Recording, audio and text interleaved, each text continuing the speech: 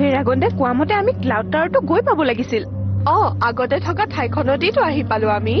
মই কব বিচাৰিছো ক্লাউড টাৱাৰটো নিশ্চয় কৰবাত আছে, কিন্তু ক'ত আছে সেইটো কোনেও সঠিককে নাজানে। গতিকে মই কব বিচাৰিছো ক্লাউড টাৱাৰটো প্ৰথমে ক'ৰ পৰা নোহোৱা হৈছিলে আমি সেই ঠাইখন বিচাৰো। ঠিক আছে তেন্তে আমি আৰম্ভণিৰ পৰা আৰম্ভ কৰো।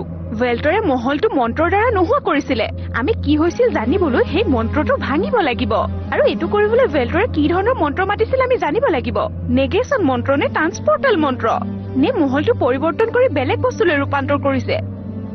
ৱেল্টৰে চাগে ক্লাউড টাৱাৰটো কলৈকো নিয়া নাই অথবা ধ্বংসও কৰা নাই।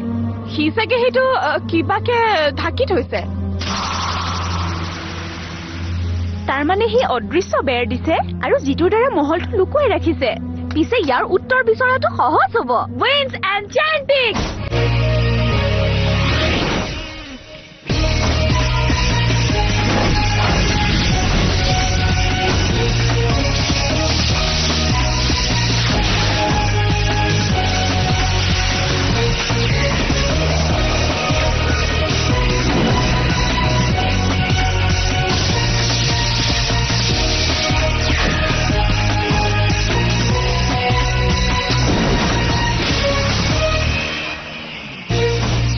এইটো কৰিলে কেনেকুৱা হয়? আমি আমাৰ ইনচেন্টিক্স পাৱাৰ ৱাটাৰ ষ্টাৰকেটাৰ লগত সংযোগ কৰো।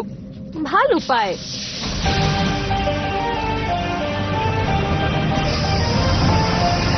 ঠিক আছে উইণ্ডছ, তোমালোক সাজুনে? ইনচেন্টিক্স power maximum control. Water charge energy.